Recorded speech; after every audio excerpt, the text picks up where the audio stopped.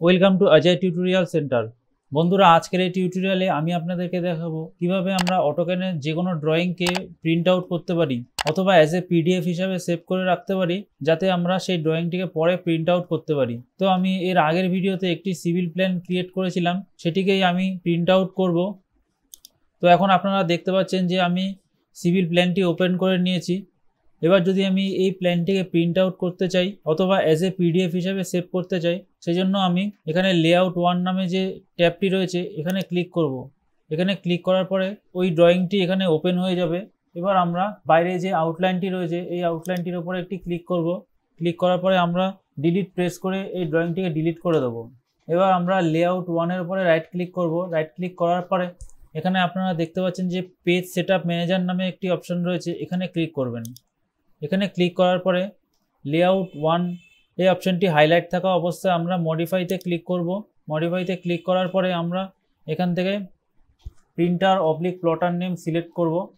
তো এটি সিলেক্ট করার জন্য আমরা এই ড্রপ ডাউনে ক্লিক করব। এখানে যদি আপনাদের সিস্টেমে কোনো প্রিন্টার ইনস্টল থাকে তাহলে প্রিন্টারের নামটি এখানে শো করবে, সেক্ষেত্রে আপনারা সেখান থেকে প্রিন্টারের নামটি সিলেক্ট করে নেবেন। তো যেহেতু আমি এটিকে অ্যাজ এ পিডিএফ হিসেবে সেভ করতে চাই, সেজন্য আমি এখান থেকে dwg2pdf.pc3 এই অপশানটিকে সিলেক্ট করব। সিলেক্ট করার পরে এবার আমরা এখানে পেপার সাইজটি সিলেক্ট করব। পেপার সাইজ সিলেক্ট করার জন্য আমরা এখান থেকে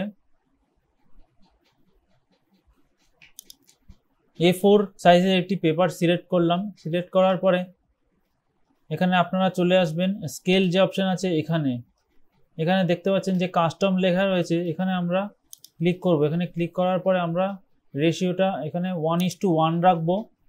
এখান থেকে পোর্ট্রেটে ক্লিক করব। পোর্ট্রেটে ক্লিক করার পরে আমরা প্রিভিউতে ক্লিক করব। এবার প্রিভিউতে ক্লিক করার পরে এন্টার প্রেস করব। এন্টার প্রেস করার পরে আমরা ওকেতে ক্লিক করব, ক্লোজ। এবার এখানে আমরা MV লিখে এন্টার প্রেস করব। First point click and second point click.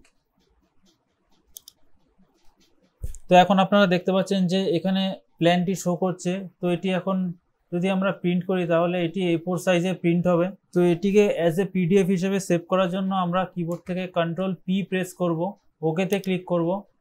ওকেতে ক্লিক করার পরে এখানে লোকেশন সিলেক্ট করব। সিলেক্ট করার পরে আমরা একটি নাম দেব। এবার দেখুন আমি এটিকে ডেস্কটপের উপরে সেভ করছি। তো এখন আপনারা দেখতে পাচ্ছেন যে এটি অ্যাজ এ পিডিএফ হিসেবে সেভ হয়ে গেছে। তো বন্ধুরা, এভাবে আপনারা যে কোনো ড্রয়িংকেই খুব সহজেই অটোক্যাড থেকে প্রিন্ট আউট করতে পারবেন বা অ্যাজ এ পিডিএফ হিসেবে সেভ করে পরে আপনারা প্রিন্ট আউট করতে পারবেন। তো আশা করছি আমার এই ভিডিওটি আপনাদের ভালো লেগেছে। আর যদি ভালো লেগে থাকে তাহলে অবশ্যই আমার এই ভিডিওতে একটি লাইক করে দেবেন এবং এই ধরনের ভিডিও দেখার জন্য আমার চ্যানেলটিকে সাবস্ক্রাইব করবেন। তো দেখা হচ্ছে পরবর্তী কোনো টিউটোরিয়ালে। Thank you.